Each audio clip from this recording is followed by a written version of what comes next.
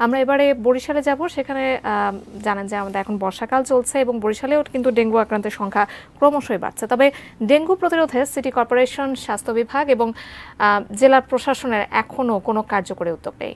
খাল, ডোবা, নালাগুলো এখন তাই মশা তৈরির কারখানায় পরিণত হয়েছে। নগরী কাউনিয়া এলাকা থেকে ডেঙ্গুর সর্বশেষ অবস্থা জানাচ্ছেন আমাদের প্রতিনিধি মোহাম্মদ হুমায়ুন কবির। হুমায়ুন, কি অবস্থা এখন পর্যন্ত বরিশালে ডেঙ্গু পরিস্থিতি দেখতে পাচ্ছেন এবং কি ব্যবস্থা নেওয়া হচ্ছে এখন পর্যন্ত? আপনি যেমনটা বলছিলেন, ডেঙ্গু আক্রান্ত সংখ্যা ক্রমান্বয়ে বাড়তে শুরু করেছে, কারণ যেহেতু এখন বর্ষা মৌসুম।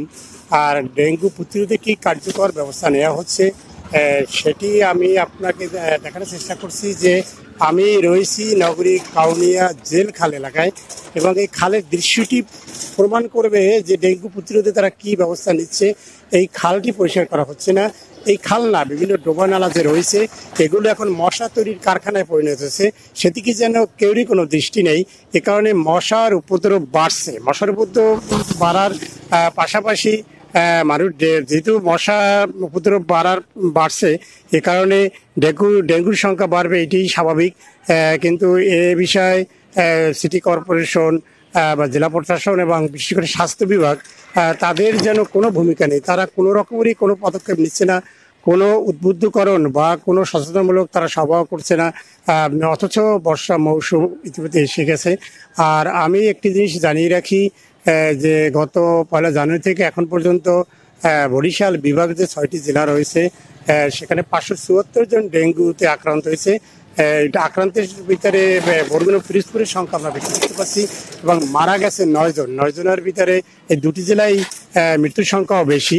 আর এদিকে বরিশাল শেরেবাংলা মেডিকেল কলেজ হাসপাতালে বর্তমানে 6 জন রোগী চিকিৎসাধীন রয়েছে বলে হাসপাতালের পরিচালক জানিয়েছেন। তিনি বলছেন যে ডেঙ্গুর আক্রান্তের সংখ্যা যেহেতু এখন বর্ষা মৌসুম বাড়বে, তারপর তারা প্রস্তুত রয়েছে, এবং বরিশাল শেরেবাংলা মেডিকেল হাসপাতালে ডেঙ্গু চিকিৎসার জন্য আলাদা ওয়ার্ড রয়েছে, এবং সার্বিকভাবে ডেঙ্গু প্রতিরোধের জন্য তাদের সকল প্রস্তুতি গ্রহণ করা হয়েছে। এ কারণে তিনি আমাকে জানিয়েছেন যে ডেঙ্গু আক্রান্তের সংখ্যা বাড়লেও এই ডেঙ্গু প্রতিরোধের সব ধরনের ব্যবস্থাই তারা নিয়েছে, তাতে কোনো সমস্যা নেই। আর বরিশালের যে বিভিন্ন জেলা রয়েছে, বিশেষ করে ভোলা, বরগুনা, পিরোজপুর, ঝালকাঠি এবং পটুয়াখালী, ঝালকাঠি, বরগুনা, এইসব জেলায় একই অবস্থা।